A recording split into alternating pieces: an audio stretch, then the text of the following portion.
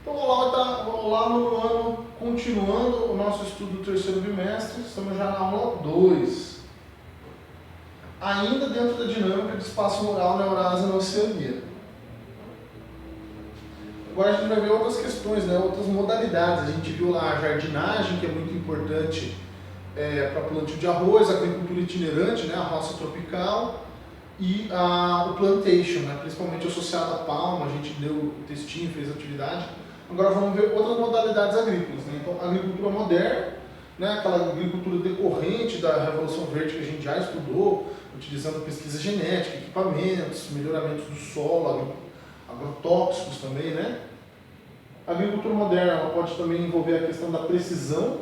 A precisão utiliza altíssima tecnologia, até sinais de satélite, né? Aqui, ó, o engenheiro aqui na colheitadeira utilizando o GPS, né? Para ter a precisão ali dos dados na produção agrícola. A questão da informação online, né? Entre outros aspectos. Pesquisa genética para sementes, a gente já estudou isso bastante, né? Aprimoramento dos insumos, tanto na questão do fertilizar o solo quanto nos agrotóxicos, e alternativas muitas vezes sustentáveis para a geração de energia, aqui no caso da Alemanha, ó, utilizando energia eólica. Multifuncional, muito comum na Europa, então a Europa tem uma dinâmica própria, né? A Europa, devido a não ter aquela abundância de espaço para grandes produções agrícolas, né? A produção agrícola ocorre em um espaço muito mais reduzido. A Europa já é o menor, né? O menor dos continentes. Além disso, você coloca ali boa parte da Europa ao norte, a região da Escandinávia, planaltos gelados, ao sul é cortado pelos Alpes, né? E ao oeste, boa parte da Rússia é muito fria. Então você tem uma porção ali no centro da Europa, propícia ali na planície europeia, né? Propícia à agricultura, e no entorno das grandes montanhas. Então você não tem um espaço para agricultura. E o que o europeu escolheu fazer? Já que ele não pôde investir na quantidade, ele investiu na qualidade, em agregar valor ao seu produto. Por isso que tem inúmeros produtos europeus, queijos, vinhos, refinadíssimos e caríssimos. E junto disso a questão multifuncional, então aquela propriedade não ser só uma fazenda, muito envolvendo o turismo rural, né? Os chateaus na França, questão bem forte do turismo rural, de multifunções. Então, incentiva a questão da agricultura de precisão, né? Intensificação das informações no monitoramento da qualidade dos produtos, um produto de valor agregado. Não é igual no Brasil, milhares de hectares de soja plantada, não, você tem a precisão, a qualidade no produto. Então, um vinho de um preço altíssimo, né? Que passou por todo um processo de qualidade. Não é a quantidade, é a qualidade. Restrição aos transgênicos, a transgenia, a modificação do gene. Não existe pesquisa suficiente ainda para a gente ter certeza se o transgênico faz mal ou não a longo prazo no corpo humano. A Europa proibiu, né? Por um lado, pensando no bem-estar, na saúde, mas também para combater o mercado norte-americano, para barrar produtos norte-americanos e valorizar o mercado interno deles. O uso de tecnologias sustentáveis. Na Europa isso é muito importante, eles valorizam muito a questão da sustentabilidade, no propósito de produzir usando menos recursos naturais, fertilizantes, antibióticos, energia. E foco no investimento na questão multifuncional, né? Turismo rural, feiras, a fazenda tendo mais funções para agregar valor, gerar mais lucro, mais fontes de renda para a família. Lembrando que na Europa a agricultura está muito associada à agricultura familiar. A agricultura irrigada também é muito importante, né? Principalmente em regiões semiáridas, no Oriente Médio, em Israel, na Arábia Saudita, eles necessitam da agricultura irrigada, né? Ali na região de Israel, na Cisjordânia, na Jordânia, eles utilizam o próprio Rio Jordão como fonte da irrigação, né? Porque o clima é semiárido, né? Estão utilizando altíssima tecnologia de irrigação para manter o cultivo. O Japão também tem um problema muito parecido com a questão da Europa, da falta de espaço. Então o Japão é um país, né, que são ilhas vulcânicas, 75% do território é coberto de montanhas, né, e vulcões, e você tem poucos espaços para produção. Então o Japão também tem a questão da agricultura intensiva, que agrega valor ao produto, a questão da hidroponia, onde você utiliza sistemas, né, onde a água rica em nutrientes vai mantendo os hortifrutis. Né? O Japão também investiu muito na qualidade, não tanto na quantidade, até pela falta de espaço.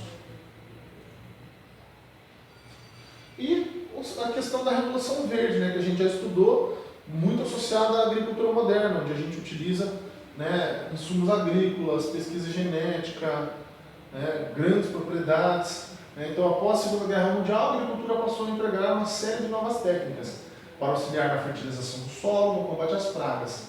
Associada ao crescimento da mecanização das lavouras, essas técnicas possibilitaram um expressivo aumento da produtividade, em virtude do impacto que teve na agricultura em nível global, na década de 60, tal processo foi chamado de Revolução Verde. A gente já estudou mais uma revisão, uma retomada do conceito de Revolução Verde. A Índia sofreu diretamente essa questão da Revolução Verde. A dinâmica agrícola na Índia é parecida com a nossa aqui no Brasil, né? Impactada pela Revolução Verde. Então, grandes propriedades utilizando esses insumos, utilizando agrotóxicos, maquinário, pesquisa genética, fertilização do solo, né? E voltada muito à exportação. Então, a aspersão de agrotóxicos acima e o uso de maquinário abaixo.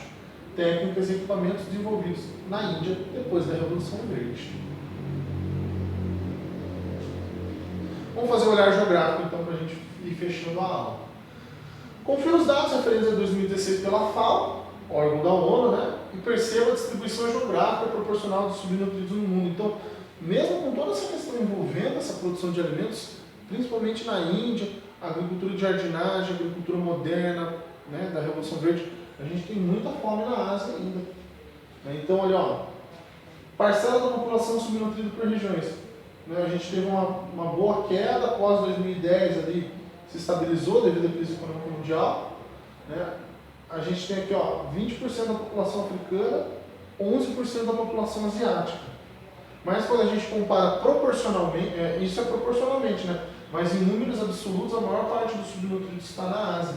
Então hoje, ó, 500 milhões de pessoas no mundo passam fome, né? Dados de 2016, muito recente. Com toda essa inovação tecnológica na produção agrícola, a gente tem só na Ásia 500 milhões de pessoas. Soma aqui com a África, com a América Latina, com a Oceania. A gente tem um número muito grande, né? Quase batendo aí 1 bilhão de pessoas no mundo passando fome. Oceania. A Oceania também, a Nova Zelândia são ilhas recobertas de montanhas, tem produção agrícola, mas mais voltada ao hortifruti de abastecimento interno. E a Austrália, apesar de ser gigantesca, também boa parte do seu território é desértico, né? Então se desenvolveu com muito mais força a pecuária, principalmente a pecuária de ovinos. Na Austrália também tem outros tipos de produção, né, de grãos, cereais, mas não com tanta força. A China, né, apesar de ainda ter grandes áreas agrícolas, passou por um processo intenso de êxodo rural, né, e está se urbanizando cada vez mais. Olha que interessante, a China ficou no meio a meio, metade da população urbana e metade rural, no ano 2000, coisa que nós brasileiros vivemos lá na década de 50. Então, ela teve uma urbanização tardia, né, chegando ali, ó, agora 2020, mais ou menos, ó, uma média de 65% urbana. Né, lembrando que a proporção da China é outra história, né? Mais de 1 bilhão de habitantes, né? Quantos Brasis tem dentro da China em questão de população, né? 5, 6. E aí, para a gente fechar, vamos fazer organizando suas ideias. Então, agricultura itinerante ou tropical do sul-sudeste asiático está aqui, ó. Esse tipo de agricultura é caracterizado pela exploração de uma dada área, até a sua exaustão, para em seguida ser deslocado para outro terreno. Jardinagem, influenciada pelas monções envolvidas em vales e encostas de montanhas, seguindo as mesmas cotas da altitude da montanha, né, para plantar arroz. Plantation, típica de grandes extensões rurais situadas na região equatorial, baseada em plantio de árvores onde são obtidos o óleo de palma. Né? Ou o látex, né? O látex foi lá para a Ásia e se tornou seringueira, bateu a produção de látex aqui na América do Sul. Moderno, multifuncional, Além da agricultura, alta produtividade e precisão, preferencialmente orgânica, unidade rural, explora outras atividades, como turismo e pesquisa. Moderna e irrigada lá nos kibbutz, em Israel, né, os kibbutz, a terra e os fatores de produção pertencem à comunidade, é uma cooperativa. Se utiliza dos recursos modernos e obtém safras de elevada produtividade. E moderna japonesa, mescla conhecimentos e métodos milenares com uso de tecnologia moderna. A falta de espaços com a inventividade no cultivo em diferentes superfícies, como o caso da hidroponia. Ficando então 2, 6, 5, 3, 1, 4. É isso, gente. Fiquem atentos às próximas aulas.